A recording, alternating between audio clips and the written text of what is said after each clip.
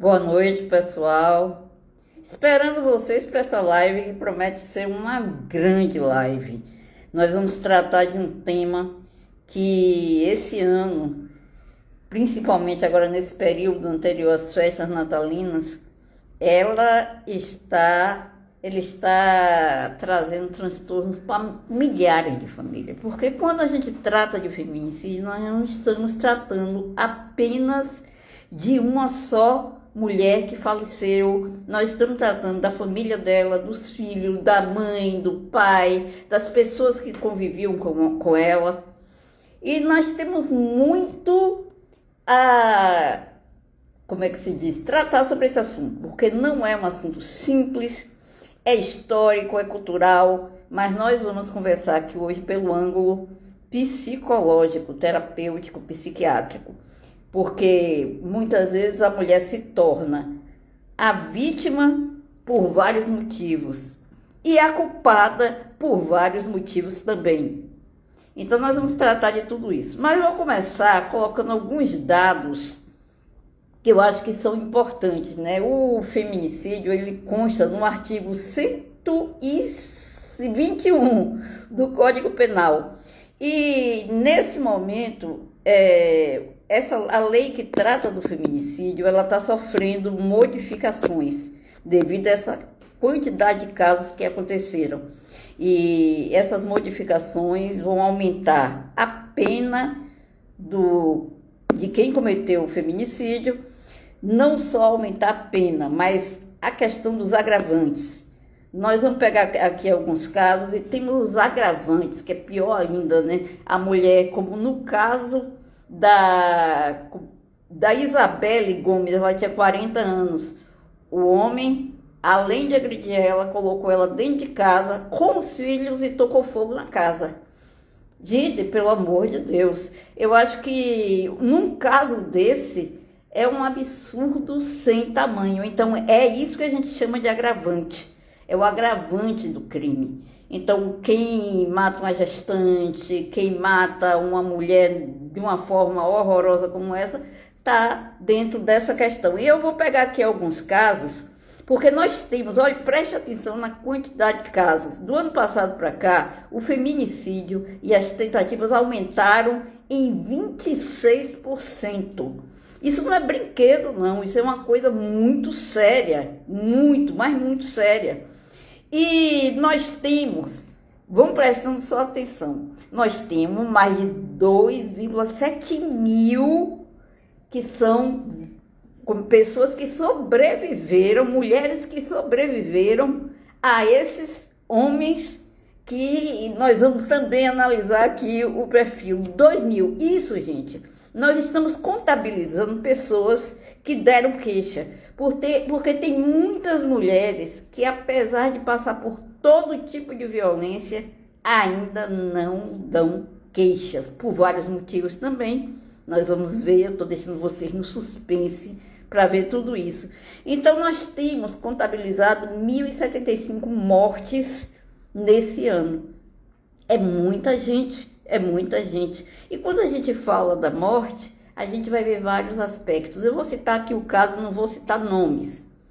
Uma menina que ela era aluna fantástica, estudiosa, cresceu, fez faculdade, a cabeça maravilhosa, não arranjou um namorado, viu que não dava certo com ele, terminou uma segunda vez. Aí ele foi para conversar com ela em casa. Depois disso, ela entrou no carro dele para conversar e terminar de vez. Resultado, eles dois sumiram e o corpo dela e o dele foram encontrados 15 dias depois num lugar deserto. Ele matou a menina e se matou. Uma outra, olha como existem as formas de matar uma pessoa. A gente pensa que é só apontar uma arma, que é só... Não. Uma outra, ela era tímida, muito recatada, e de uma hora para outra a gente recebe a notícia que ela cometeu suicídio. Quando você vai ver o que houve por trás do suicídio, ela sofria todo tipo de assédio e violência por parte do marido. E os filhos assistiam aquilo. Ela estudava porque ela pensava em sair daquela situação um dia para salvar os filhos. E resultado, ela simplesmente se suicidou porque não suportou mais. Aí eu pergunto, cadê o apoio a esse tipo de mulher? Cadê o apoio que a sociedade, que as pessoas dão? O que a gente vê muito é omissão, e omissão é crime também. Aí a gente vai pegar os casos como o de Ângela Diniz. Eu vou pegar que é um caso muito antigo, voltado para Doca Street, que era um social, ela era uma socialite, aquela coisa toda, assassinou ela dizendo que era por honra, defesa da honra.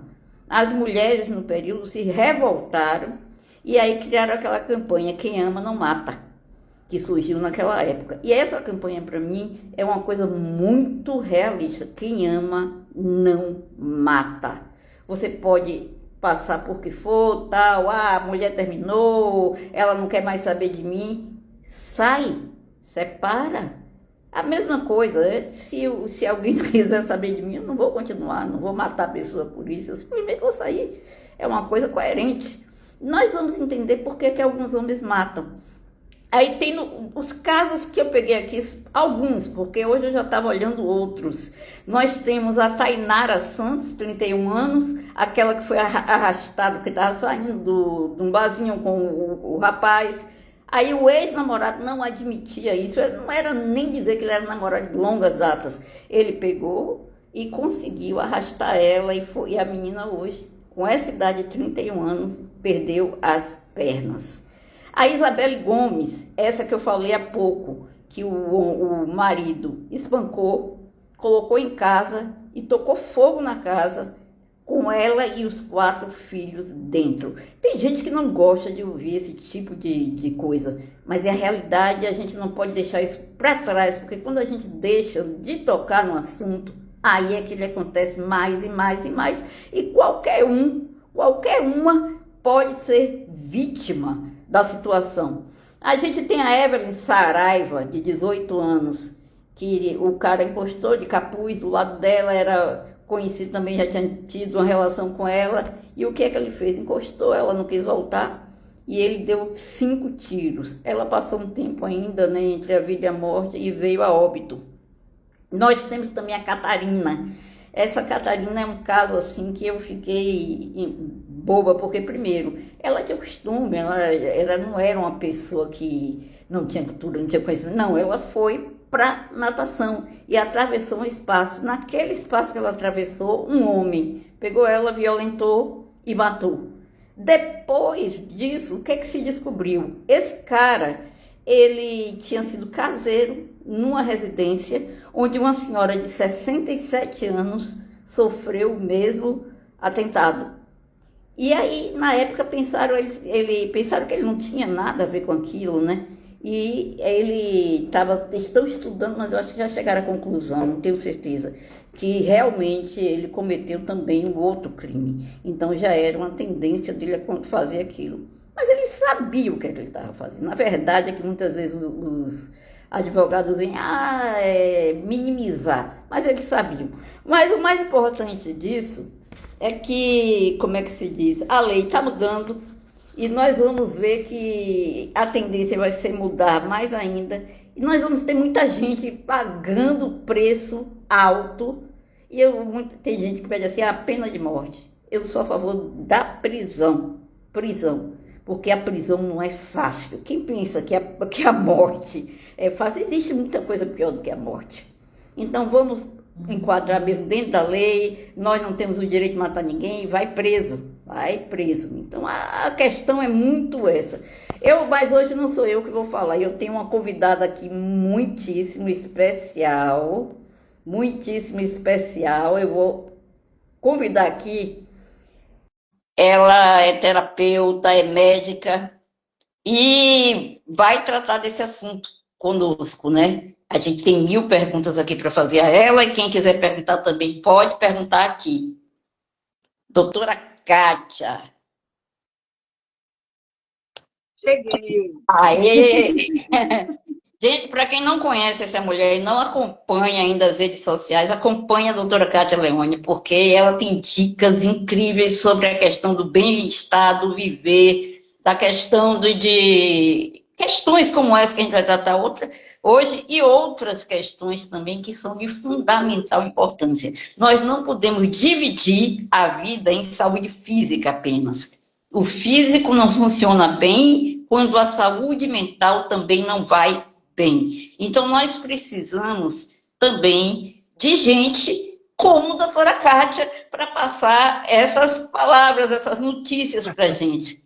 Obrigada, E eu já Karine. vou começar. Boa noite, doutora. Dá boa noite novamente ao pessoal que entrou, porque eu comecei, não tive ainda oportunidade, já só fiz acenar, não dei boa noite, Deni, tem muita gente aqui boa, Inaê, que também eu quero que dê uma palavrinha aqui.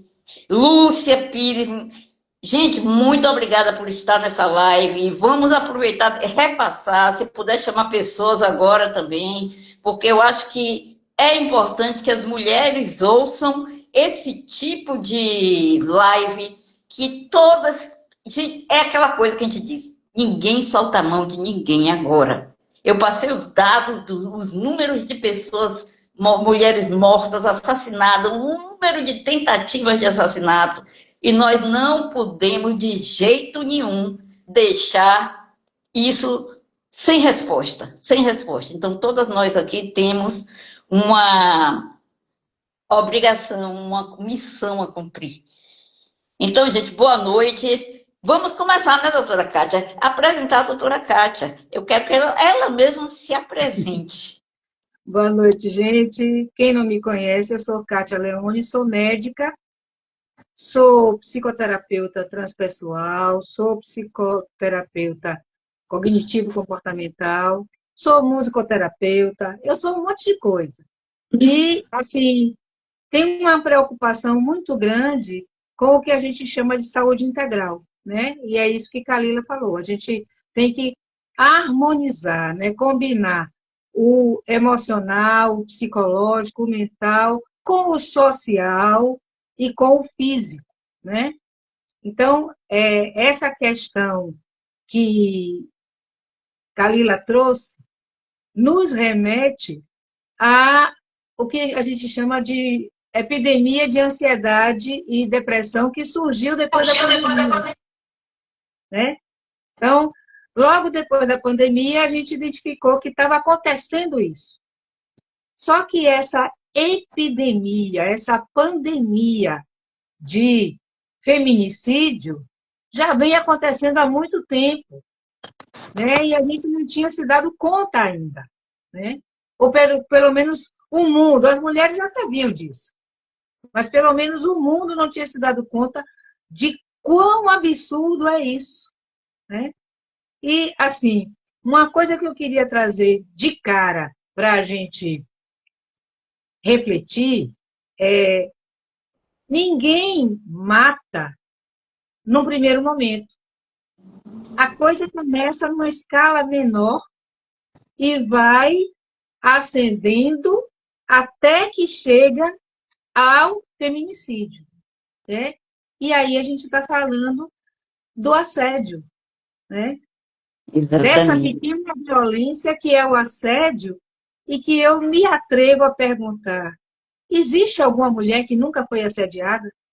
Só por ser mulher, só o fato de ser mulher já lhe coloca na condição de ser vulnerável, né, ao assédio. Concorda comigo, Karina? Plenamente. Inclusive, vou dizer, eu já fui assediada, agora, todas as mulheres que eu conheço já foram assediadas. Agora, é o tipo da coisa, né, doutor? Que eu vou, inclusive, perguntar aqui. Como é que funciona isso? Como esse ciclo, porque é um ciclo, até chegar ao feminicídio, há todo um ciclo, que começa com assédio, aí vai para violência psicológica, violência física e depois chega ao feminicídio. Então, como esse ciclo afeta a saúde mental?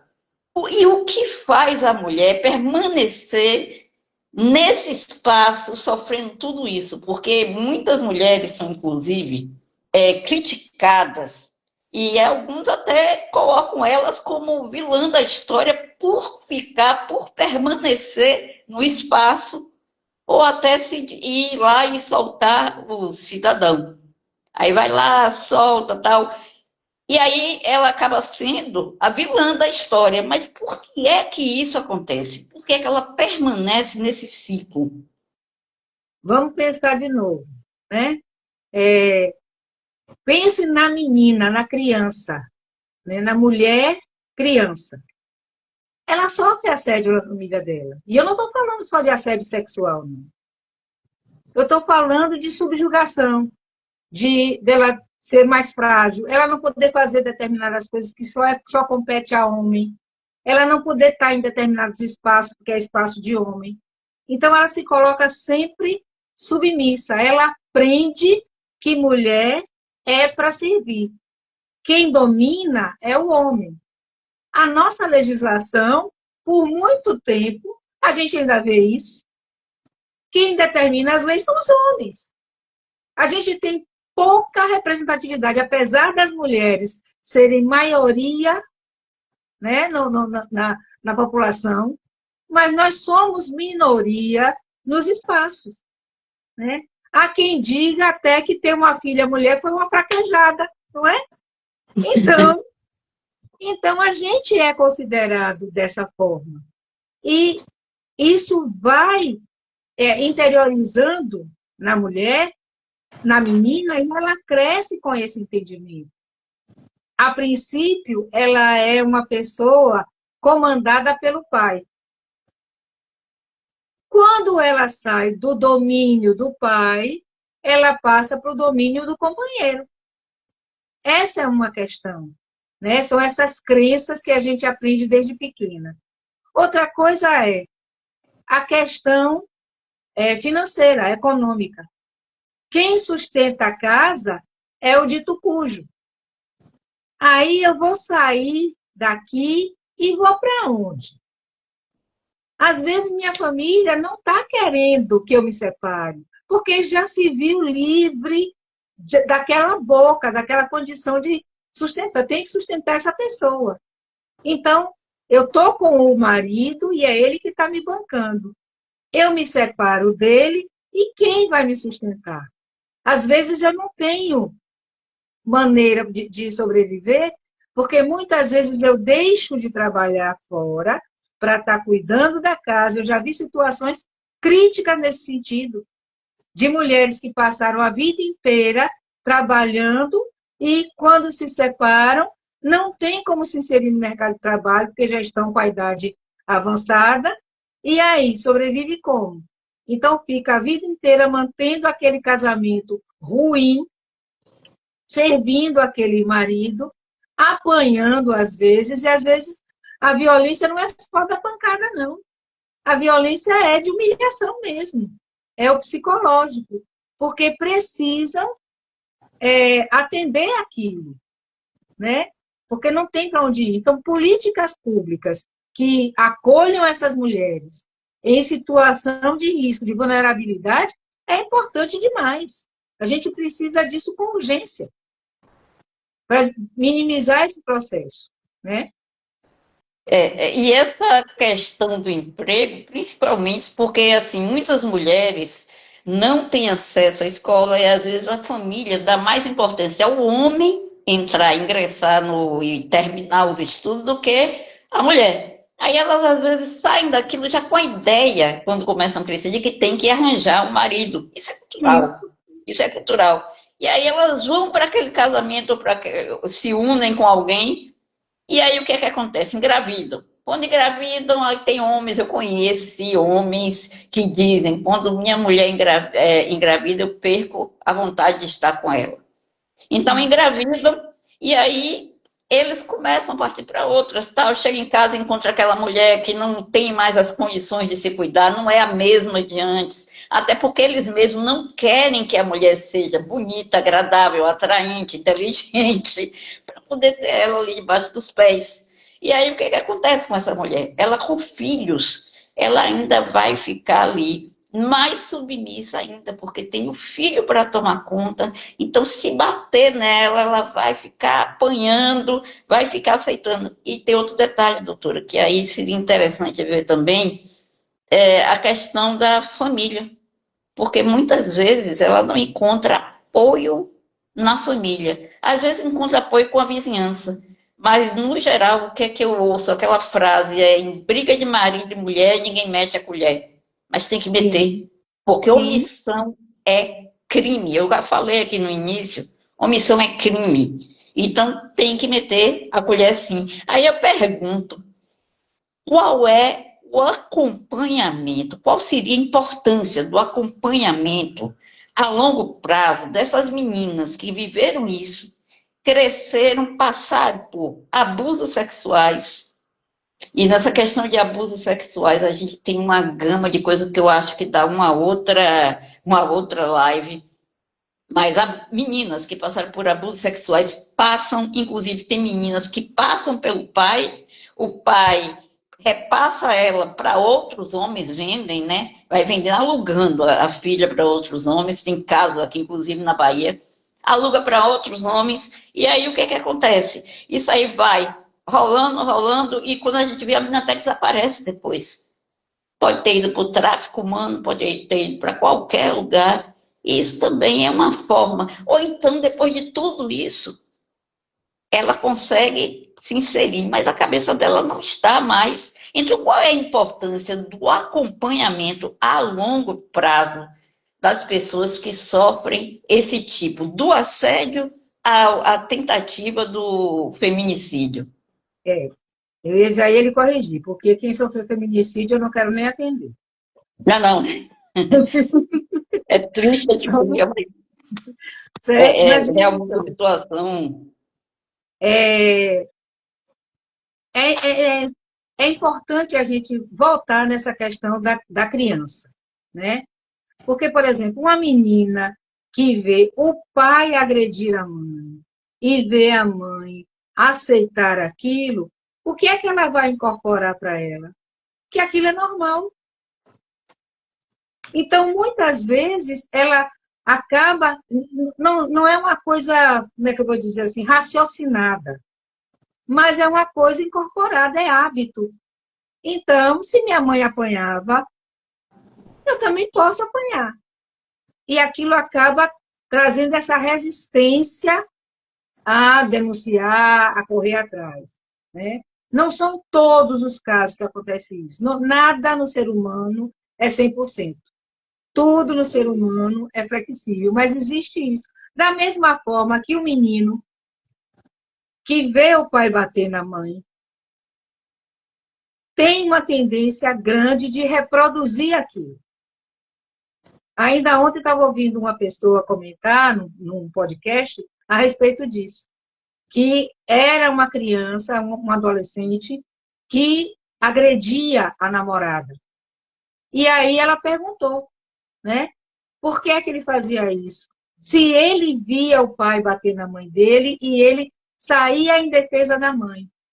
Aí ele disse, eu não sei namorar de outra forma. Claro, ele aprendeu isso.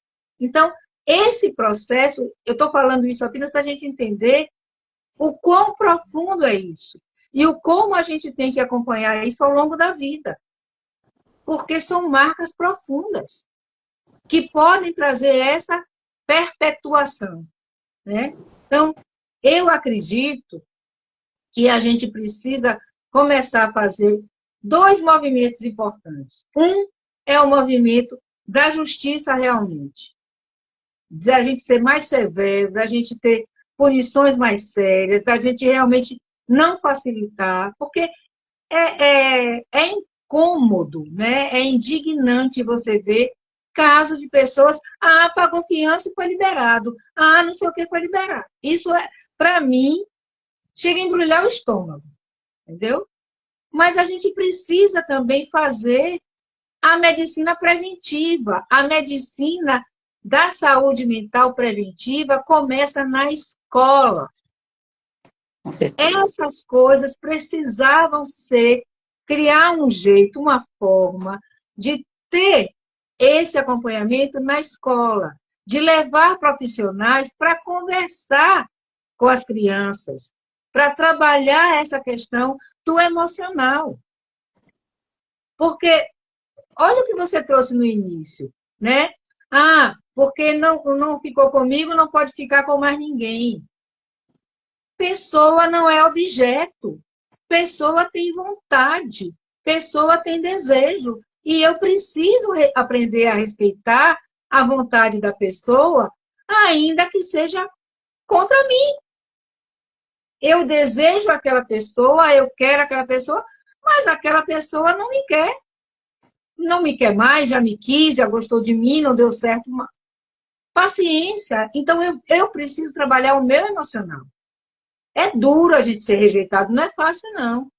Mas não é por isso que eu tenho que sair agredindo ninguém.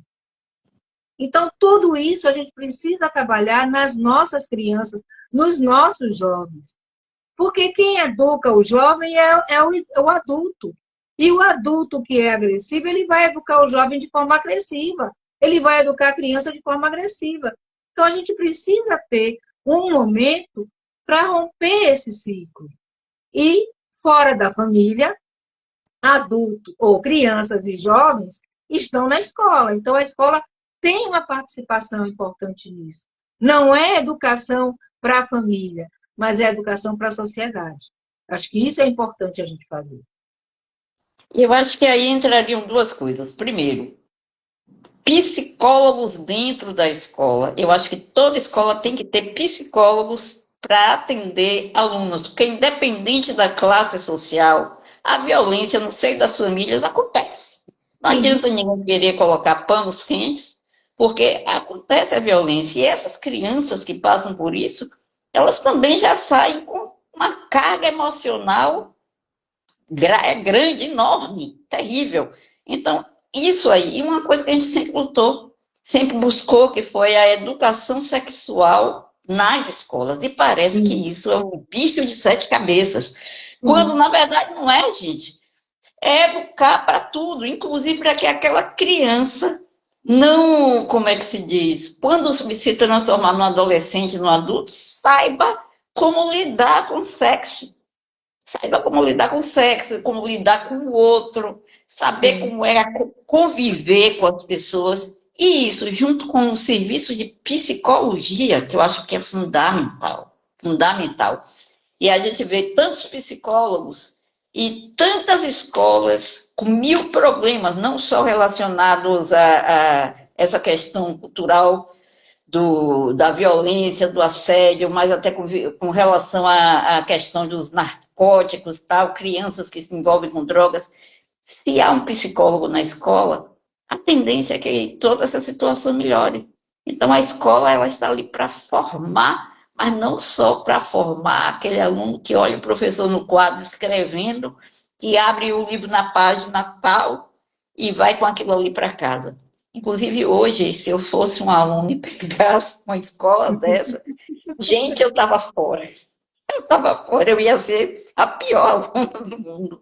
Porque a tecnologia está aí, está tudo aí para todo mundo, e a gente precisa atualizar essas escolas com todo esse aparato físico, o esporte, o emocional, o sexual, todo mundo tem. A gente tem que acabar com essa besteira de não falar do que faz todo mundo nascer. Ninguém que está aqui deixou de nascer, senão por intermédio do sexo. Sim, com certeza. Aí, doutor, uma outra coisa, que aí você tocou no assunto, eu vou fazer, porque eu falo demais, aí tá virando já concorrência, peraí. É psiquiatrizar o agressor. Muitos advogados, eles partem para essa questão. Ele tinha problemas mentais. Ele estava bêbado, ele estava drogado. E ele fez isso por causa disso. E a gente sabe que o feminicídio é uma questão relacionada ao fato da mulher ser mulher. Sim. A questão é simples, é essa aí. Feminicídio é isso. Mas esses caras atacam dessa forma. E, na verdade, quando a gente pega os casos, que vai analisando caso por caso, já havia um histórico. Já havia um histórico. Então, não foi a bebida. E outra coisa, mesmo quando ele bebe, ele leva uma arma e ataca e atira na mulher, ele premeditou. É premeditado aquilo ali. Uhum. E aí também tem alguns casos, por exemplo, eu cheguei a citar aquele assassino, era um serial killer, aquele Jeffrey, hoje esqueci, é porque já veio outro Jeffrey, aquele assassino Milwaukee, em inglês já vai. Sim. Ele sabia o que ele estava fazendo, tanto que teve um menino que pegaram na rua, que ele acabou indo parar na rua, fugiu, foi parar na rua, caiu na rua. Ele chegou para. Pegou o menino, fez, é meu namorado, ele bebeu, usou drogas, levou para casa e matou. Sim. Então, tudo isso. Aí tentaram dizer que era problemas psiquiátricos. Ele realmente tinha, mas ele sabia o que ele estava fazendo. Ele sabia. Sim. Então, como é essa situação de psiquiatrizar o agressor? Diga só, Karina, uma coisa peraí um minutinho aqui. Tem alguma coisa interferindo aqui. Eu vou sair e volto, me aguarde. Né? Tá difícil hoje. Tá caindo. Quando chega na minha idade também cai tudo. Viu? Oi, gente, eu quero agradecer aqui a Batista, a Rafaela Magalhães, a Grazi que entrou. Teve mais pessoas entraram, eu quero agradecer também, mas eu vou chamar a doutora Cátia novamente. É porque nem sempre tem condições da gente ficar mantendo a live como está, principalmente com as internets que a gente tem, né? A escola hoje não tem apoio psicológico, verdade, Mira. Para alunos, eu trabalhei a sexualidade na escola, mas ainda reproduz o ensino tradicional. Os alunos hoje usam as redes sociais, assistem cenas. Isso é uma verdade. O que nós vimos na escola também é um reflexo de Néia. Boa noite, Dinéia. Que bom, prazer você aqui. O que a gente vê hoje é justamente um reflexo do que eles também assistem nos programas, nas TVs e assim na própria internet. Eu trabalho com IA, com tudo isso, mas a gente vê que a ética, a questão da ética, a questão dos espaços que são invadidos por pedófilos, por todo esse tipo de gente. Então a gente tem que ver tudo de várias maneiras. Então, realmente, essa questão da escola é grave, dona Zuzu. Doutora Cátia voltando. Voltei. Tinha alguma coisa aqui aberta no meu. O meu de vez em quando parece. Então, a gente estava falando disso, né? Da psiquiatrização do agressor. Pois é, né? O que é que acontece? Existem determinadas situações que levam à agressividade, à violência. Beleza. Mas é diferente uma pessoa que tem impulsos, né, de agressividade, ele não vai planejar, ele não vai arquitetar. Vai ser no impulso. Eu estou discutindo com você e aí na hora eu esmurro você ou eu pego alguma coisa que está ali ao alcance da mão e rumo na sua cabeça, beleza. Isso foi uma coisa do seu impulso. Mas uma pessoa que vai com requintes de crueldade, sequestra, leva para um lugar distante, tortura, como a gente vê pessoas que são mortas com requinte de tortura, né? Comete uma violência sexual, às vezes violentando absurdamente a pessoa. Isso não é transtorno mental. Isso é problema comportamental, é diferente. Então, a gente precisa parar com isso, né? Essa história, porque foi por conta do transtorno. Não é. É o próprio malfeitor, agressor, que já tem esses requintes e criou a estratégia para agredir. Agora, recentemente, a gente teve um caso, que aí eu queria até pedir a você para chamar a Inaê para conversar a respeito disso, de uma mulher trans que foi morta por motorista de aplicativo, que deu um mata-leão na criatura, matou porque pensou, desconfiou que ela ia tomar uma atitude contra ele, porque ela estava mexendo na bolsa. Isso não venha dizer que ele estava em crise, ele estava em surto, nada disso. Né? Tem coisas aí que precisam ser resolvidas, e é muito simples, né? Se traz essa conotação, a gente sabe hoje em dia que, estatisticamente, quem tem problemas mentais, geralmente, não é agressivo. Quantas pessoas eu entro no meu consultório, né, são pessoas esquizofrênicas, são pessoas que têm outros transtornos psicóticos e não estão agressivas. Nunca tomei um tapa de um paciente. Por quê? E alguns poucos têm essa potencialidade tão grande, capazes de agredir e matar uma pessoa. Né? É estranho isso, né? É estranho. É estranho, assim, tem casos de homens que têm, né, a esquizofrenia, eles agridem mesmo as mulheres, a família, é uma situação de risco. E quando não é melhor? Quando você tem um caso desse, o que é que você faz? Você encaminha para tratamento. Uma pessoa que tem um quadro desse, que não está tomando medicação, que cometeu uma situação dessa de risco, se ele não quer se tratar, é questão de saúde pública. Aí precisa ter uma política pública de acolhimento dessa pessoa para tratamento, ainda que seja internação compulsória. Não pode ficar no meio da sociedade trazendo vulnerabilidade para os outros. Não, o grande problema é esse, né? Não é ele com a doença, é o que ele pode causar a partir dali se ele deixa de tomar o medicamento e muitas vezes acha que não tem que tomar e não quer, não aceita. E a família, eu acho que nesse caso a família tem que tomar as providências necessárias. O grande problema é que às vezes a gente sinaliza para a família, precisa internar, tem que internar. E fica todo mundo relutando porque parece que internar em psiquiatria é a última coisa. A gente interna tudo. A gente interna quem tem problema de coração, a gente interna quem tem problema de pulmão, a gente interna quem tem problema de fígado, mas quem tem problema mental, a gente acha que não é para internar. E às vezes tem que internar, tem indicação de internação.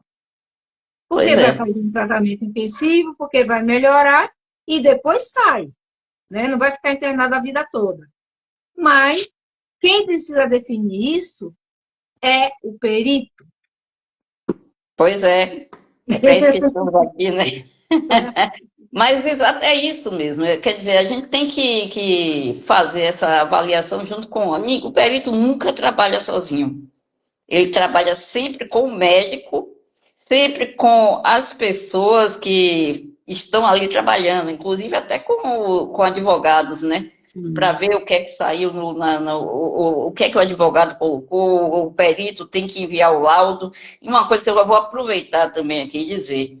Muitas vezes as pessoas pensam assim, como é que se diz? O Instituto Médico Legal. Tem gente que quando ouve essa palavra faz, meu Deus, Deus me livre, aquilo ali é para defunto. É um dos melhores lugares que acolhe as pessoas que sofrem de violência. Se uma mulher sofreu uma violência sexual, a primeira coisa que ela tem que fazer é prestar uma queixa e com aquela queixa ir para o IML, sem tomar banho, sem nada. São coisas que a gente tem que aprender e a prática, porque no IML ela vai fazer os exames e é lá que ela vai conseguir a punição para aquele culpado. Então, foi agredida, faz o BO, vai para o IML, mas tem que fazer. Essa questão, eu fico olhando, tem um caso mesmo de uma mulher que ela deu, como é que se diz? O cara bateu, ela tinha um filho, 2 anos, deu queixa, ele uma vez, deu na segunda vez. Aí teve, porque com a Lei Maria da Penha agora, a mulher, para prestar queixa, ela deu queixa. Para ela tirar essa queixa, ela vai ter muito trabalho. Muito Sim, trabalho. Ela vai ter que correr atrás de juiz e tal. É muito trabalho. Mas essa, no período, o que é que ela fez? Foi lá, ficou com pena, soltou. Ele entrou em casa, e aí o que é que aconteceu? Quando ele entrou em casa, o, ninguém ouviu mais nada no final de semana. Depois a criança chorando, chorando, chorando. Ele matou a mulher a facadas, deixou a criança com ela, e aí depois e foi embora. Esse homem não era um doente, esse homem não tinha nenhum problema psiquiátrico. O grande problema dele era o machismo mesmo. machismo, machismo. Era o machismo. E ele fez isso. Então, no caso, por exemplo, enquanto perito, o que é que eu indico? Foi agressão. Foi agressão no trabalho, agressão sexual, foi tentativa, assédio moral. Denuncia, denuncia. Sem denúncia, a gente fica com esses dados que não são os dados reais. Como eu coloquei aqui, nós temos 2,7 mil mulheres com tentativa de feminicídio, que sofreram tentativa de feminicídio. Mas, com certeza, nós temos muito mais do que isso. Mas Sim, elas não prestaram queixas, a família muitas vezes não quer que preste queixa, e fica a coisa nesse pé. Alguém colocou aí alguma coisa aqui, alguma coisa interessante. Já nasce com instinto, né? E recebe algo que dispara o gatilho. sim. Na verdade, se a gente for considerar, nós somos animais, né? Nós somos animais. E o instinto da gente de defesa é nesse sentido, né? Eu vou agredir para me defender. Quando dispara na nossa cabeça o sinal de alerta, ele sinaliza para você, ou você foge ou você luta, né? Ou corre ou luta. Se a gente vai lutar no sentido de se eu não matar, eu morro.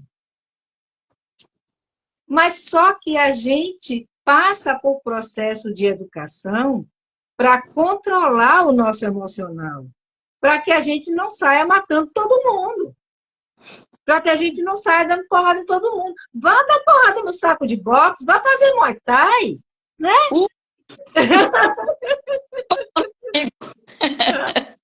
É isso, entendeu? Agora, se eu tenho esse instinto, se eu não tive essa educação, e se eu não aprendi a controlar o meu emocional, eu vou me tornar uma pessoa violenta, entendeu? Sem dúvida, né? E aí eu digo, como é que a psiquiatria pode ajudar na prevenção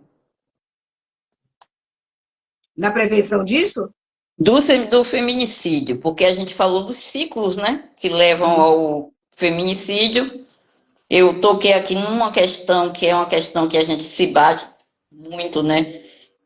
Eu tenho uma formação em crimes sexuais dentro da perícia. E a gente se vê muito com essa coisa da mulher que não presta queixa, deixa pra lá, eu vou sair, vou embora e deixa pra lá. Às vezes o cara não agride ela, mas lá na frente ele vai agredir outra e vai também cometer um outro ou qualquer outro tipo de crime até chegar, quem sabe, se ele se acha livre, ele então, vai chegar até o feminicídio. Então, como é que a psiquiatria pode ajudar na prevenção?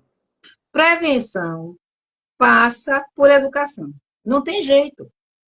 Então, quem não está acompanhando, e a convite de Kalila, porque foi ela que fez o convite, não sou eu, resolver acompanhar as nossas redes sociais, o nosso Instagram, vai ver que a gente está o tempo inteiro falando em educação para a saúde.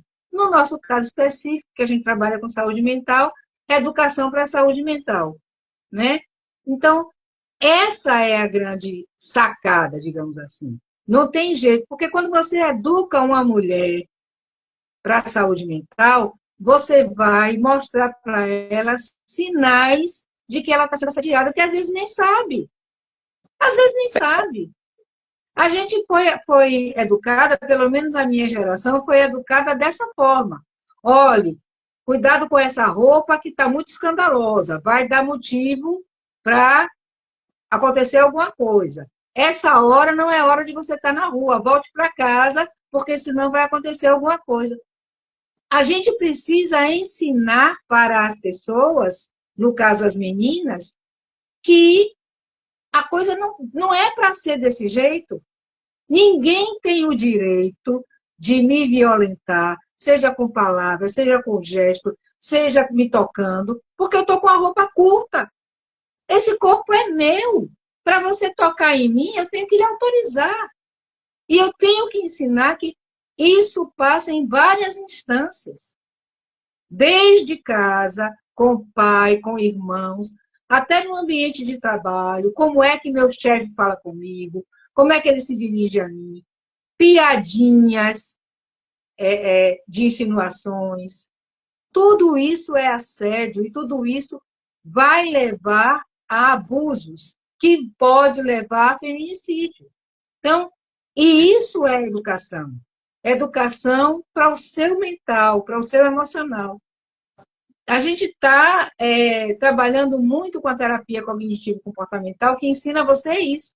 Pensamentos. Às vezes a gente diz, mas também, ela também aconteceu isso porque ela deu motivo. Ela Tem deu isso, motivo. esse absurdo. E a gente vê mulheres falarem isso. Mulheres machistas. Mulheres machistas. Porque o machismo não é só do homem, não. Não. Né?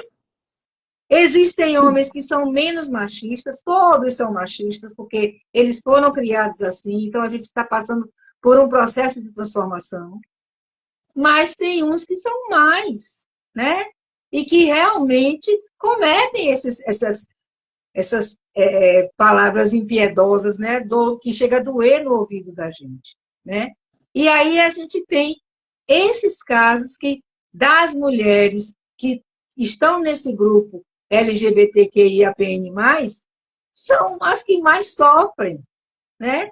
A gente sabe que a quantidade de agressão a homossexuais, a mulheres trans, a mulheres lésbicas é muito maior, porque parece que aquilo está ofendendo o masculino, né? Então, é uma mulher trans que o cara vai, que o cara convida para sair com ele. Na hora que está lá, tá beleza, quer dizer, eu não sei nem sei se está beleza, mas tudo bem. E depois ele violenta a pessoa, agride. Não quer pagar a conta, não Não quer quer. pagar a conta, entendeu? Ninguém tem o direito de matar. Aceitou, tá ali, então. E independente de. Tem casos de homens que agridem as trans simplesmente porque sente uma aversão imensa a elas. Mas aí o que é que eu vejo? É uma forma que eu tenho de ver, né? Muitos gostariam de ter aquela coragem de assumir aquele papel. E aí eles são infelizes e não aceitam aquele tipo de felicidade. Não são todos, claro, né? Mas muitos têm isso também. Agora eu estava olhando aqui uma coisa que Zumira colocou. Gente, antigamente levar um parente a um psiquiatra era visto como se fosse louco pela comunidade. Hoje, graças a Deus, mudou. Mas ainda a gente vê, né, que ainda tem gente que vê isso como um absurdo. Que vai pro psiquiatra porque tá doido. Ele ia Não é dizer isso. assim. Não é Mudou assim mais que a ou coisa menos, toca, né? né? Mudou mais ou menos, né? Não mudou muito, né? Ainda existe, tanto assim que as pessoas vão ao psiquiatra no fim da linha, né? É. Quando já estão com um caso bastante avançado. Pouquíssimas pessoas vão numa situação inicial, né? Então, é diferente, é muito diferente e eu não vou falar nem do clínico geral, não. Vou falar dos especialistas mesmo, né? Se você tiver uma dor no joelho que está lhe incomodando 3, 4 dias seguidos, oxe, Na outra semana, você vai procurar um ortopedista especialista em joelho para lhe atender, para resolver seu pepino. Mas se você passar uma semana inteira dormindo mal, acordando com o coração acelerado, sem saber o que é, você não vai procurar um psiquiatra. É preciso que você vá na emergência, porque você está com taquicardia, para na emergência alguém lhe avaliar e dizer assim, você não tem nada. Seu problema é ansiedade. Para daí você se convencer que você precisa ir ao psiquiatra. Isso se você não ficar tomando maracujina, né? Antes para poder resolver. E nem sempre para resolver, né? Porque o problema dessa ansiedade está lá atrás. Está lá atrás. Aí, doutora, eu vou até aproveitar aqui, porque as terapias, vamos falar das terapias. Eu tenho muito visto no seu Insta o Sol Maior, o projeto Sol Maior, que é de terapia. E eu acho super interessante. Primeiro, porque eu já participei de terapias com você à frente. E a terapia é uma coisa assim impressionante, porque nós vamos para um grupo, onde aquele grupo nós vamos encontrar pessoas que têm problemas parecidos com os nossos. Às vezes a gente sente aquela angústia, aquela ansiedade, está naquilo, ou então uma depressão profunda, e acha que nós somente, que somos somente nós que temos isso. E quando a gente chega nesses grupos, nós vamos encontrar pessoas com problemas muito maiores do que o nosso. E ali a gente tem um espaço para debater, para discutir, para conversar, para cada um contar a sua história, porque um grupo terapêutico, ninguém pode, todo mundo tem que assinar um documento, ninguém pode sair dali simplesmente falando do outro, que eu conheci não sei quem que tinha isso, tem aquilo, não pode. Então é um espaço que a gente tem junto com o profissional para falar dessas dores. E eu me lembro do último grupo terapêutico que eu participei, saiu todo mundo amigo. No último dia da terapia, todo mundo estava feliz, dando risada, gargalhada e brincando. Aquilo ali foi maravilhoso. Aí vem agora o projeto Sol Maior, né? Eu também queria ouvir um pouco sobre esse projeto Sol Maior, que também é voltado para terapia. Eu acho que todo mundo tem que ter um terapeuta, um psicólogo, um psiquiatra, às vezes, para chamar de seu. Massa. Eu sempre gostei de trabalhar com grupos terapêuticos, né?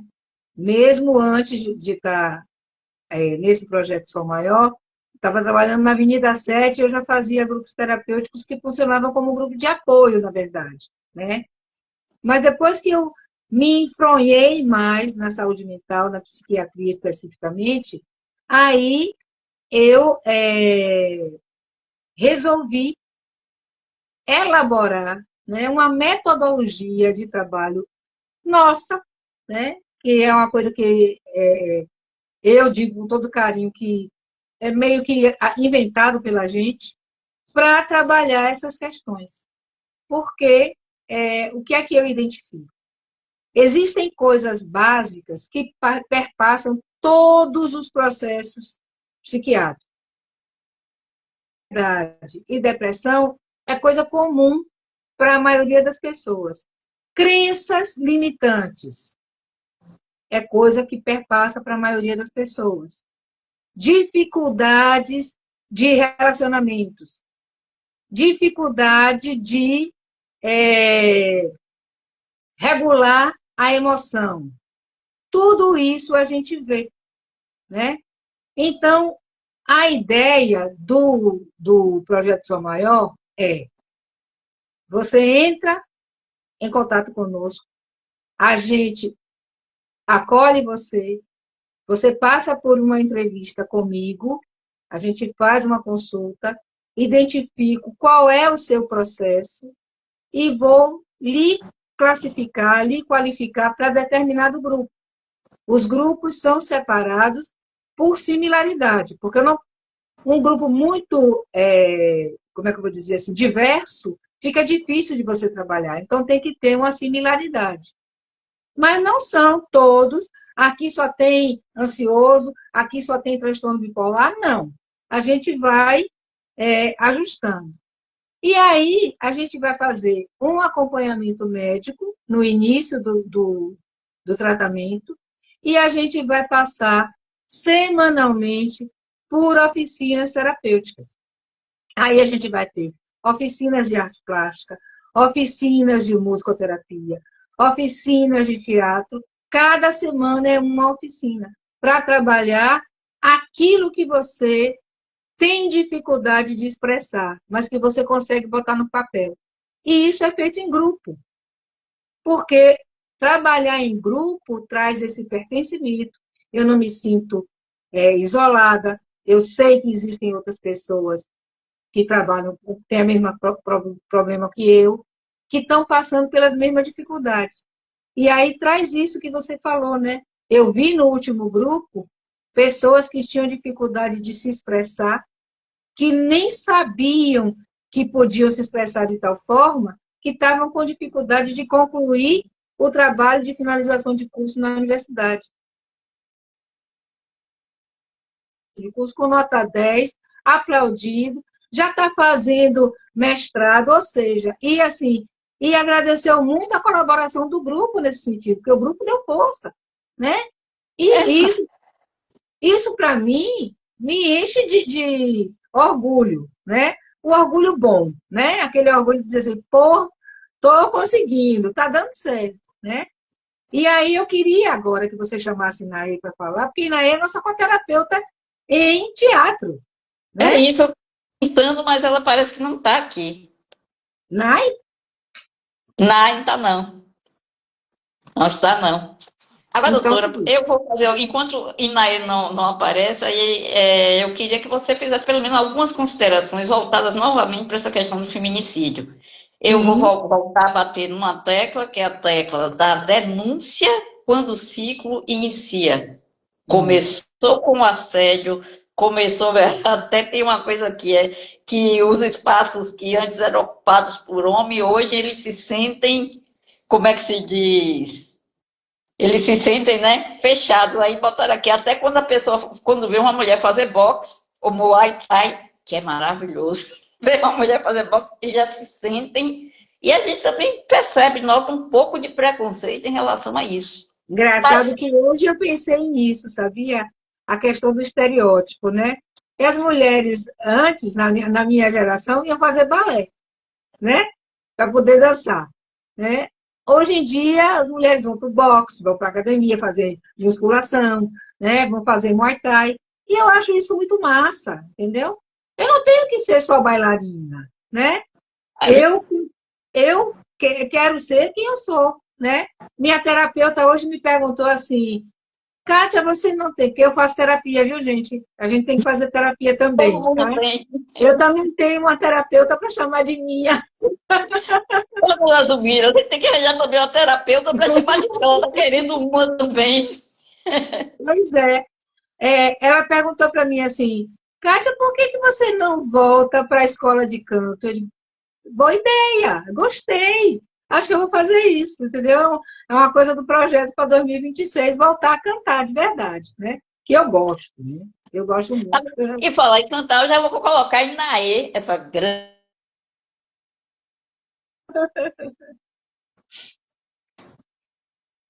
Já achou ela? Achei, já convidei, só falta eu aceitar agora. Tá bom. Aê! Com a palavra Inaê, nós tocamos aqui na questão do feminicídio, fomos a fundo nisso aí, da questão cultural, a questão das omissões, a questão das denúncias, das queixas. E aí, Inaê, existe também a questão da violência de gênero, da violência de gênero, que eu gostaria de ouvir um pouquinho de você sobre essa questão, que é uma questão grave, muito séria, de tirar o direito do outro de ser o que ele quer ser ou o que ela quer ser. Eu acho isso um grande absurdo. Cara, ninguém é dono de ninguém para dizer o que é que ele vai fazer, não é isso? Com toda certeza. Primeiro, boa noite a todos e todas que estão presentes. Eu sou Inaê, né? Sou uma mulher trans, travesti preta. Eu tô com um pouco de maquiagem no rosto, eu tenho os dreads no cabelo, tô vestindo um vestido rosa. Ah, e ao fundo tem uma parede branca com algumas plantas e alguns santos de igreja cristãos e também do Candomblé e de da Umbanda. Bem, sobre a pergunta que a Camila fez, ah, a gente tem um direito a existir e aprender a ser quem somos existindo. A gente só aprende a ser quem a gente se constitui enquanto sujeito, né? As, as perspectivas feministas, Simone já dizia isso, ninguém nasce mulher, torna-se mulher. Ao mesmo tempo que ninguém nasce homem, torna-se homem. As pessoas vão se constituindo enquanto vão vivenciando e experienciando as coisas que acontecem na vida. E isso é um direito. A gente tem um direito a viver, a se tornar não só quem a gente quer e deseja ser, mas quem a gente vai ser no futuro. Nem tudo é direcionado, né? Aliás, as coisas não são realmente direcionadas. A gente vai experienciando e vai criando identificações durante esse processo. E esse é o bonito da vida. Entender que os encontros são que possibilitam isso para a gente. E tirar esse direito de você se constituir enquanto sujeito, enquanto indivíduo, é uma das coisas mais graves que acontecem. É uma prática colonizatória dos seus corpos, das suas existências. Você vai dizer para o outro quem a pessoa deveria ser. Isso é muito grave. Isso é muito grave.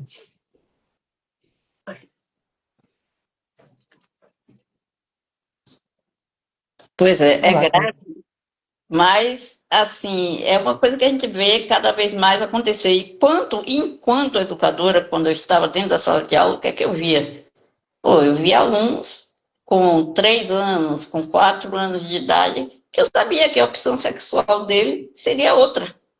Então a gente já sabe, aquilo ali é uma coisa que pode. O ser humano nasce com diversas modificações no DNA, em tudo. Então tem uma explicação científica para tudo, porque ninguém é igual. Ninguém é igual. Você pode ter uma mãe, um pai, mas a gente vai ter dentro de uma família pessoas diferentes, que agem de forma diferente, que pensam de forma diferente, que são diferentes em tudo, e isso tem que ser respeitado.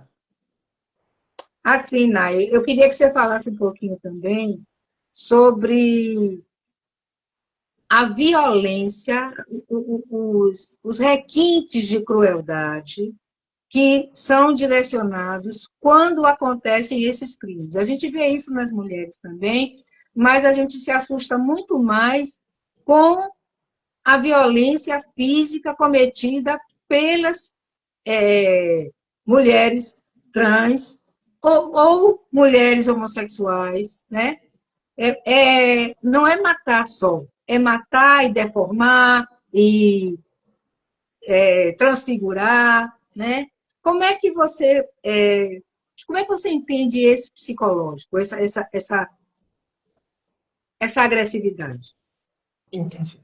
Acho que a primeira coisa que eu ia falar é que a gente não fala em termos de opção sexual, isso é uma coisa importante, né? Porque não é uma escolha. As pessoas vão se identificando durante a vida.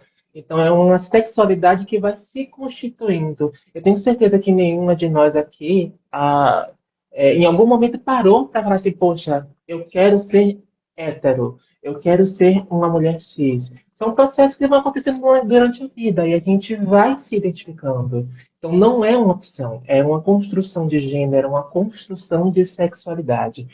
Toda violência que acontece com mulheres LGBTQIAPN+, eu não vou Sim. fazer o soletrário das letras, mas eu vou usar a sigla porque eu acho que é uma sigla importante. Ah, ela acontece ah, de forma punitiva, no sentido de usar essas pessoas como exemplo para que as outras pessoas não sejam como elas são. São marcações de território. É como se fosse, já que você é lésbica, nós vamos fazer isso aqui com você para que vocês aprendam que vocês não podem ser lésbicas. Vamos fazer isso com mulheres trans, porque é isso que acontece com mulheres trans. Vamos fazer isso com homens gays, porque é isso que acontece com homens gays. São marcações de territórios de fronteiras que não deveriam, entre aspas, serem cruzadas, e por isso que as pessoas vivem em estado de marginalidade o tempo inteiro. Ah, e daí estão os requintes de crueldade. Esses crimes eles são feitos de forma tão hedionda porque eles são feitos para fazer com que as pessoas se afastem ah, desse local, dessa identidade, dessa construção. Tem um estudioso que fala sobre a monstruosidade, e monstruosidade no sentido dessas identidades que são marginalizadas. E ele diz que essas identidades, elas sempre existiram, é óbvio, porque pessoas trans sempre existiram, travestis sempre existiram, mulheres lésbicas e mulheres e homens gays sempre existiram, mas eles sempre foram postos à margem da sociedade, nos campos, e eles são utilizados como ferramentas de. ah, a gente coloca eles ali à margem, à sombra, e vamos continuar colocando, não sejam como eles. E os crimes são exatamente para isso, para marcar um local de não devem, vocês não devem ser como eles são. Eu estou vendo aqui, é Deni Pires. Eu achei muito bom que as mulheres vão ter um pouco mais de trabalho para pedir revogação da medida protetiva, pois por muitas vezes elas pediam a medida, com 2 dias depois iam fora dizer que não queria mais. E realmente, eu falei aqui no início da Lei Maria da Penha, né, que tem essa questão. Quando a mulher dá uma queixa, para ela tirar aquela queixa, ela vai ter um trabalho muito, muito maior. E é a mesma coisa com a revogação, né, da medida protetiva. Agora vai ter mais trabalho com relação a essa questão da medida protetiva. A gente também falou aqui no início da questão da legislação em relação ao feminicídio, que vai sofrer mudanças, já está sofrendo, né, mudanças, e agora o tempo para cárcere será maior, bem maior, era até 40 anos, vai para 60 anos. E com requinte de crueldade, isso aí vai para mais ainda. Aí é que entra também uma questão, né? Quer dizer, e outra coisa que a Dani colocou aqui, quando ela coloca isso que eu vejo, aí é a minha visão enquanto perita em crimes sexuais. O que é que eu vejo dentro disso aí? Essa questão da cultura, né? Da cultura. E nós que estamos aqui, e podendo falar, e podendo. Nós convidamos milhares de pessoas, um monte de gente massificamos essa live. Nós temos também uma obrigação, porque essa questão é social. Quando mata uma trans, quando mata uma mulher, mata a família, mata a mãe, mata o pai, não mata só aquela pessoa. Então, tem que prestar queixa, tem que tomar o primeiro assédio, e a gente tem que, nós que estamos aqui, que temos esse poder de falar, nós temos que orientar as outras. É aquela coisa que a gente falou no início, ninguém solta a mão de ninguém.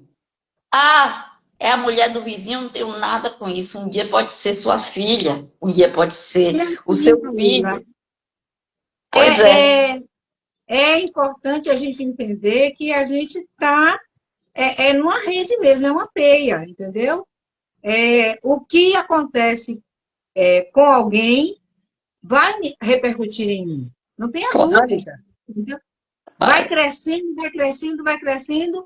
Então, se eu quero uma sociedade mais igualitária, com mais respeito, com mais justiça, eu tenho que me fazer porta-voz disso. Também. A gente é cidadão, caramba. E a gente precisa entender isso e fazer valer a nossa voz. Veja que teve um movimento todo que teve e o Senado fez o que fez, né? Pois é. Então, a gente precisa continuar agindo. Senão a gente cruza os braços e aí corre a revelia. E tem um detalhe, doutor, que eu vou deixar aqui. Eu acho que o tempo até já está passando, né? Sim. Mas é um detalhe que eu quero deixar aqui. Muitas vezes a gente não relaciona essas questões com a questão política. E tudo na vida da gente é política. Então a gente tem que pensar 2 vezes antes de votar. O que é que aquele cara pensa? O que é que ele vai defender mesmo? O que é que ele fez enquanto estava lá? Porque muito do que eu achei um absurdo, aquela questão que não era nem para ser debatido, de meninas que são violentadas. continuarem com a gravidez do Sim. cara que violentou. Aquilo ali é uma coisa absurda. Então, olha a política aí dentro desse quadro.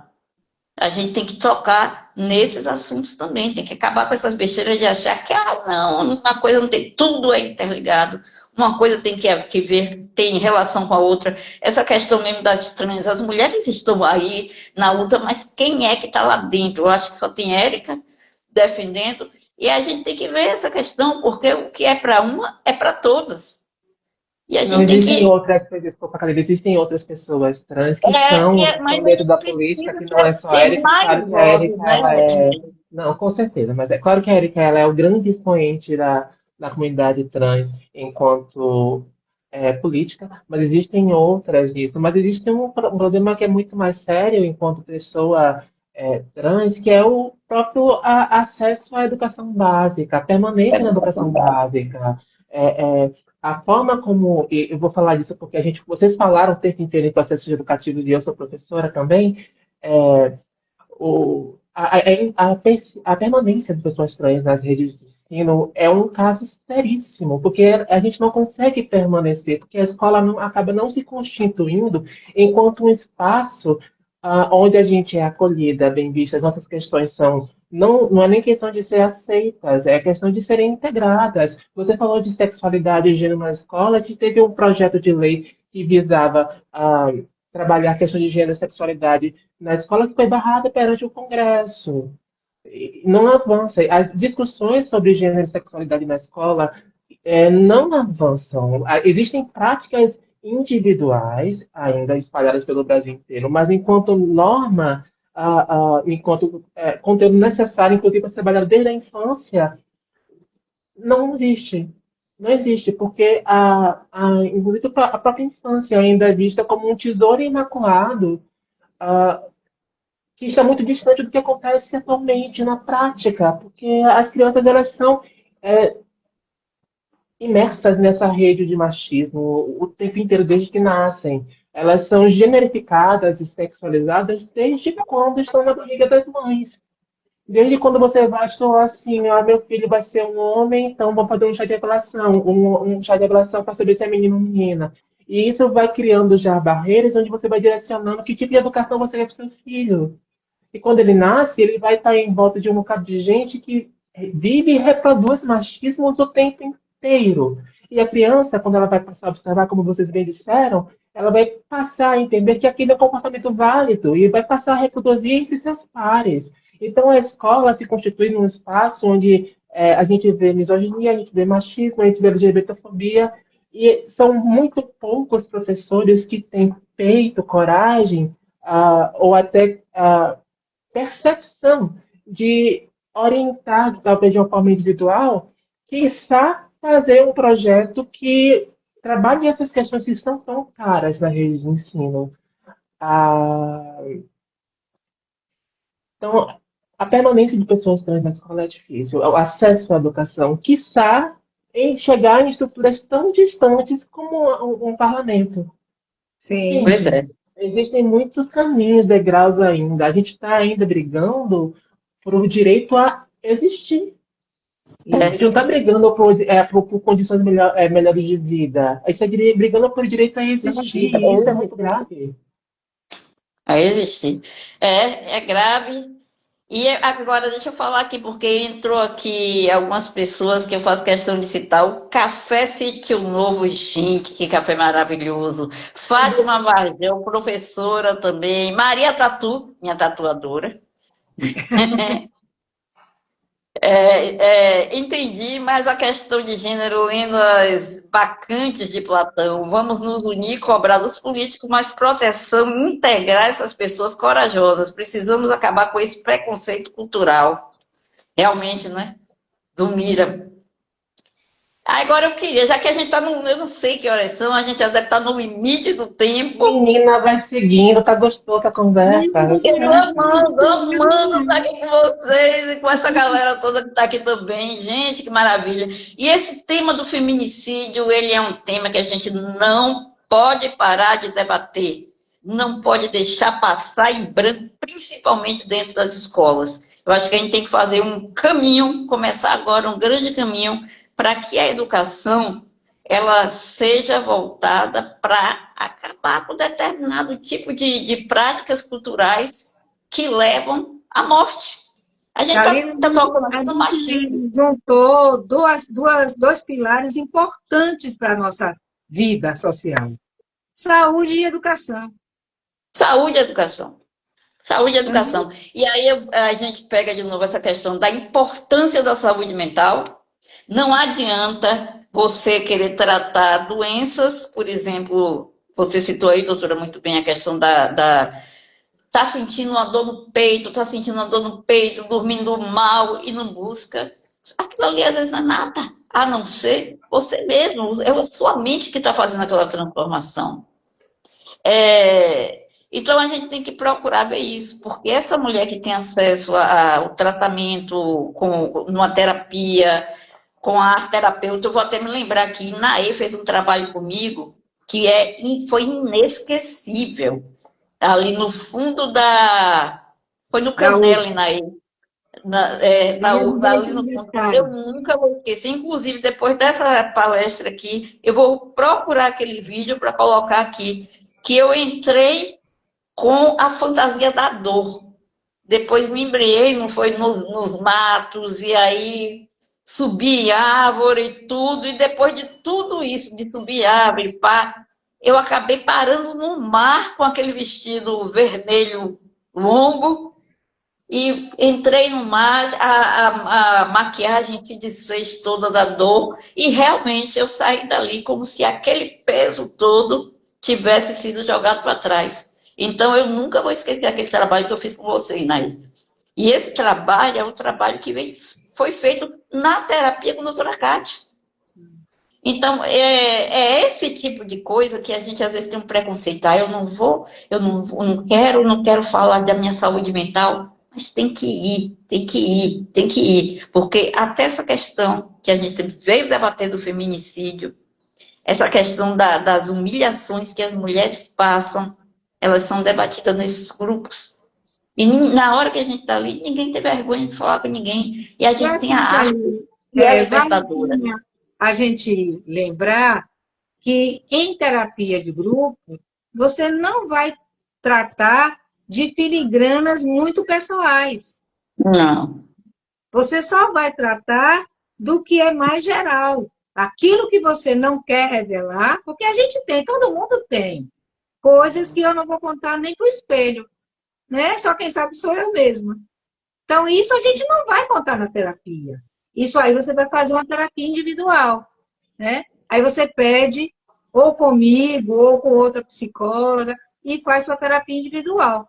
Mas em grupo, você vai trabalhar essas questões. Isso que você trouxe é maravilhoso, né? Eu entrei com a fantasia da dor, mergulhei, lavei, a dor se desfez e eu saí refeita. É isso que a gente quer na terapia, né?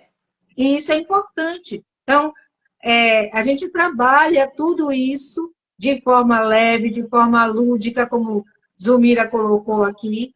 É assim que a gente faz terapia e isso tem trazido muito resultado, né? Então, quem que tiver interesse, quem quiser participar dos nossos grupos terapêuticos, do projeto Som Maior, a gente vai estar abrindo, logo depois do ano novo, a gente já vai estar abrindo inscrições para fechar os grupos e começar a trabalhar em março. Porque em Salvador, a gente só consegue começar alguma coisa depois do carnaval, né, gente? Antes disso não dá certo, não. Mas aguarde minha vaga. Ô, gente, eu quero agradecer o pessoal que está entrando ainda agora. É pena que a gente já está assim. E essa conversa rendeu, porque nós começamos com a questão do feminicídio, e por incrível que pareça, até esse ponto agora que a gente chegou das terapias, que é fundamental, tudo tem relação com o tema. Sim. Tudo tem relação com o tema. E aí eu gostaria, né? Vamos fazer assim. As considerações finais, e caso não caia a live, a gente continua conversando. Considerações finais, doutora Kátia Leone. É assim, ó. Esse momento é um momento ímpar. A gente está começando um projeto, né?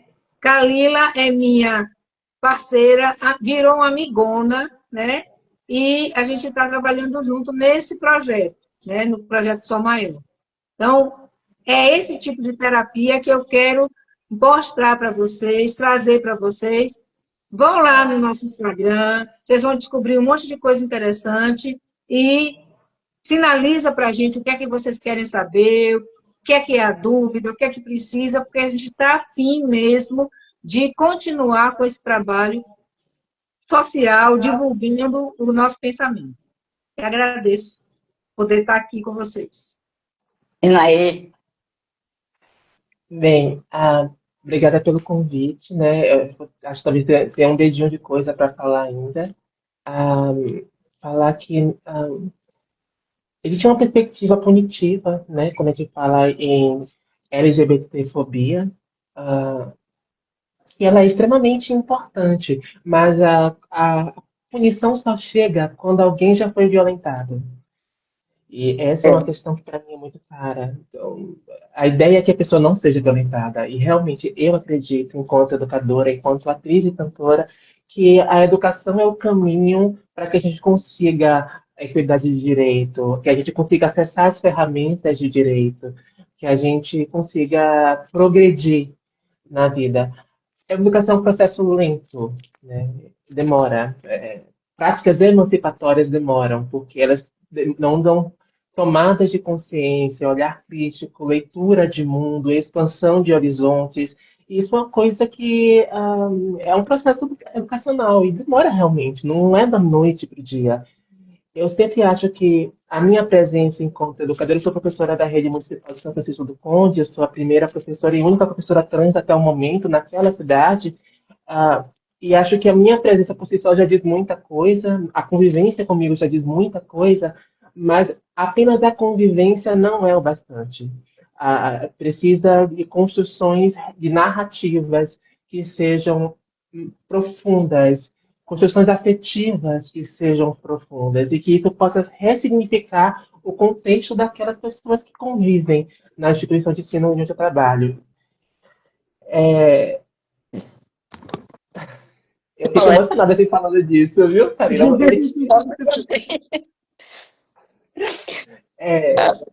Então, falar disso para mim, desse tema, é um tema muito importante. Falar que nós somos amparadas e amparadas pela lei, né?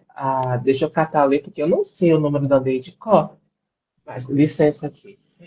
Nós temos a Lei 7.616 de 1989, com relação ao racismo, que foi em 2019 pelo Supremo Tribunal Federal, e temos também a Lei 14.552 de 2023. Ambas as leis equiparam a LGBTfobia, que eles chamam homotransfobia, com relação ao racismo, equiparam ao crime de racismo. E isso é importante. Nós somos amparados e amparadas pela lei.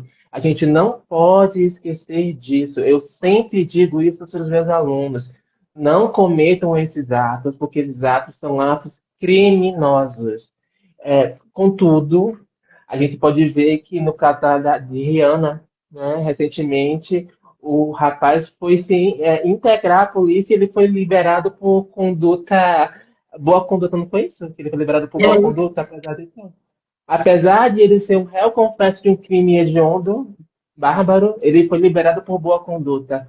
Então, essas apesar de sermos amparados e amparados pela lei, ainda depende de muita interpretação, e isso é um caso muito sério, né? Não sei se fosse um homem que fosse se entregar porque matou um outro homem, ele seria liberado por causa disso, mas como foi uma mulher trans, os nossos corpos são vistos como corpos públicos, corpos que não têm direito, corpos que são desumanizados, provavelmente, pela visão do oficial, aquele crime foi atenuado, né? Ah, e acho que é importante citar que, para além desses crimes, como se reverbera isso? É comum, por exemplo, pessoas trans serem enterradas e não serem respeitados os seus nomes atuais, eles serem enterradas com seus nomes mortos. Existe muita subnotificação. Em 2024, a ANTRA registra que houveram 122 mortes de pessoas trans em virtude de transfobia. Mas a gente sabe que isso é muito subnotificado por conta de como as pessoas lidam com as identidades trans culturalmente no país, no sentido de deslegitimar. A gente tem que estar sempre provando e provando que somos quem nós somos. E quando a gente morre, quem é que prova que nós somos? Quando eu morrer, quem é que vai provar que Inaê é Inaê? E não a identidade que morreu já há 8 anos atrás, né? Verdade. São processos Eu vou que provar, minha filha, eu vou provar. do além da minha mãe, porque eu espero que você. Não, eu também vou provar. Gente, e eu quero aqui falar, aqui citar uma pessoa que hoje está lançando o EP, e é uma figura assim que tem uma trajetória muito bonita na música, que é o cantor Neto Lobo. Ele já foi da Cacimba, já foi da Zefirino Faz a Feira, já teve música em Malhação. Hoje ele está lançando o EP dele no Viola Vadia, um novo EP, que por sinal já está aí na Educadora FM, já está nas rádios com músicas lindas, maravilhosas, nordestinas. É aquela mistura do Nordeste com o rock e faz aquele som. Me lembra também um pouco do Chico Sainz e Nação Zumbi, mas ele está aqui também, está na live. E o horário dele é esse também, no lançamento do EP. Muito obrigada, Neto Lobo, muito obrigada. E aqui você está vendo também, nós temos outra cantora, que eu nunca também vou esquecer, o dia que eu vi a apresentação, Inaê. Gente, que apresentação, ó, linda, que voz que você tem. Se eu tivesse sua voz, eu não estaria falando nesse momento, eu estaria cantando, falaria cantando, qualquer lugar que eu fosse. Bem, então é isso. Agora, Alila, me vamos dá para mais uma só uma chamada. coisinha, só uma Pode coisinha falar. rapidinha. É que às vezes a gente fica reproduzindo discursos que são importantes para os nossos pares. E por mais que a gente precise reafirmar determinadas questões, acho que a questão do feminicídio e do transfeminicídio é tão urgente que a gente precisa começar a conversar com as pessoas que não estão o tempo inteiro à nossa volta, quebrar as nossas esferas e gerar diálogos com ah, o vizinho que, por mais que tenha condutas que a gente não concorde, parece ser uma terra fértil para conversar, pessoas que estão na rua, espaços educacionais, gerar uma rede realmente, ampliar essa rede que a gente tem, porque conversar apenas com o que a gente conversa não vai ampliar essa rede. Porque eu Não, sei da minha conduta, eu sei da sua conduta, eu sei da conduta de minha mãe, e eu tenho certeza que, por mais que a gente não se expresse da mesma forma, são condutas que vão na mesma direção.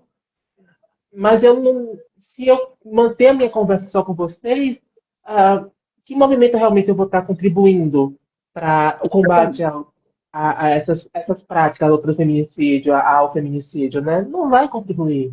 Então, eu não. preciso ampliar a minha esfera de diálogo. Eu acho interessante quando você fala isso aí, porque a gente citou aqui da questão da educação e tal, e eu acho que pelo menos as pessoas que estiveram nessa live, que estão nessa live, elas podem procurar a gente a qualquer minuto e a gente começar realmente a colocar isso em prática, viu? A ideia é muito boa. Vamos unir, fazer mais lives. Tem gente que já não tem saco para live, mas eu estou adorando essa live. Fazer mais e trabalhar com essa questão do feminicídio, porque a gente tem que dar um basta nisso. Tem que dar um basta também nessa questão dessa escola que reproduz o machismo.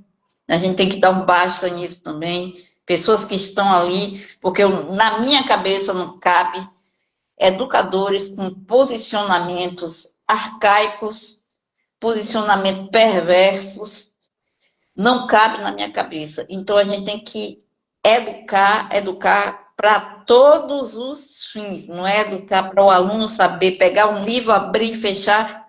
Era o que eu estava dizendo, eu já disse isso aqui, vou repetir. Se eu estudasse numa escola, como até hoje, a escola que eu estudei antigamente é a escola que eu ainda estou vendo por aí hoje. Eu acho que agora, nesses últimos 3 anos, eu estou vendo uma mudança bem substancial. Mas ainda a gente vê o reflexo na cultura também do educador. O educador tem uma cultura também que ele segue umas regras E aí, é como a Inaí colocou, às vezes aparece alguns que vão contra aquela maré. Eu normalmente vou contra a maré, faz parte. Eu costumo ir, mas não são todos que vão contra essa maré, porque a barra é pesada, mas a gente tem que Sim. aguentar. Eu acho que quando a gente trata dessa questão do feminicídio, gente, vamos acordar, vamos falar com a nossa vizinha, vamos conversar com quem está do lado, com quem está na escola, com a colega, para todo mundo ter um discurso afinado, todo mundo saber o que é que está falando. Nós tratamos da questão, viemos de lá debaixo da infância até a mulher atual, que às vezes depende do marido e aceita todo tipo de violência. Da trans também, que está ali querendo existir e que não querem dar esse direito. Então a gente precisa realmente, né, você está com toda a razão, a gente precisa fazer e que isso aqui seja mais do que esse espaço onde a gente debateu, onde a gente tratou desses assuntos, seja mais do que isso. Eu acho que a internet de minha mãe teve um problema que tá assim, rodando, rodando, parece escola, rodando, E não rodando, é ela que rodando. está rodando, é a internet. Mas foi muito boa essa live, viu? Vamos marcar Eu não outras estou lives novamente, né? Eu acho não. que um outro tema que a gente pode conversar, que eu acho que também é um tema que eu li um livro de Amaury Júnior que ele trata da questão da Disneylândia do sexo, que é ali aquelas meninas que moram na região ribeirinha do Amazonas. E quando ele escreveu esse Sim, livro, ele fez que juízes foram presos, deputados presos, porque saiu a matéria, foi no Fantástico, e isso é uma questão também que a gente precisa ver, porque esse tipo de violência é o que está levando meninas à morte, e não só à morte. É uma questão que a gente não ouve tanta discussão. Inclusive, eu vou lançar um livro, e nesse livro eu estou tratando disso. É ficção, mas é uma ficção baseada nessa questão do tráfico humano. Então, essas meninas que estão nessas regiões, essas meninas que estão na beira das estradas, e tem meninos também, tem homens também, tem meninos, tem todo mundo está ali, e pais que vendem, certo? E a gente tem que ver essa questão. Acho que cabe também um debate sobre esse tema, que é é, a pedofilia. E eu vou até colocar, doutora, aí você disse se eu estou certa ou não. A pedofilia faz parte, é uma parafilia. sim, E o pedófilo, a gente às vezes fala, aquele cara, o pedófilo, ele pode deixar, pode, não necessariamente vai atacar uma pessoa. Se ele procura o médico, ele vai receber o medicamento e ele tem a indicação de se afastar quando aparecer uma criança. sim. Então, são temas que eu acho que a gente ainda deve pegar, porque tudo tem relação. Tudo tem relação. Olha a cultura aí falando, a cultura, a Sim. miséria também, o desemprego, a mulher, a desigualdade como é que se diz? A desigualdade financeira. Às vezes a mulher faz o mesmo trabalho que um homem e recebe Sim, menos. sim. Então, tudo isso a gente precisa tratar, porque uma coisa tem relação com a outra. Enquanto a gente vê mulheres dependentes de outros, porque eu acho que não é só depender, não é depender por opção, mas está dependendo que não tem jeito a dar, porque não teve educação, não teve capacitação. Enquanto continuar isso aí, a gente vai ver esses crimes acontecendo. Eu acho que a gente tem muito tema, muitas coisas para abordar. Era interessante até que as pessoas se posicionassem, né? Mandassem para a gente sugestões de outras lives, porque né, É, é inclusive, interessante. assim, se alguém quiser passar alguma coisa, conversar sobre essa questão pelo lado da perícia, tal, o que é que faz em caso de se acontecer algo, pode me procurar aqui no Instagram, que eu também vou dar as orientações. E aí, doutora, também está aí, a doutora Kátia é a pessoa ideal para se conversar sobre esse tema e outros temas, né? É conversar comigo mesmo. Aí também. Então, esse time aqui, do que nós viemos debater, né, do feminicídio, do assédio ao feminicídio. Isso aí, essa questão do ciclo que nós viemos debater, as pessoas têm aqui, nós três também, para a hora que precisar, bater o Sim, papo, conversar. E a gente está aí firme e forte para ajudar também. E vamos pensar nessa questão de como a gente criar. Então, quem está aqui faz o que a doutora disse aí, ó. Ah, eu tenho uma ideia, a gente pode fazer isso para começar a unificar as mulheres, as trans. Vamos ver como é que a gente faz. Mas a gente tem que fazer alguma coisa. vamos fazer. Pois é. Então, Gente, muito obrigada. Muito obrigada, doutora. Muito obrigada, Inaê. Vocês são maravilhosas. Muito obrigada a vocês todos que estiveram aqui, todas e todes. Eu amei. Gente, mais lives virão, sempre nesse sentido de poder ajudar, poder fazer com que as pessoas pensem de outra forma, de outra maneira, e para a gente conseguir mudar essa sociedade. Um beijo no coração de todo mundo, um beijo enorme. Tchau, tchau. tchau, tchau. Eu acho que vou deixar aqui gravada. Tchau, tchau, tchau. Isso. Tchau, tchau, gente.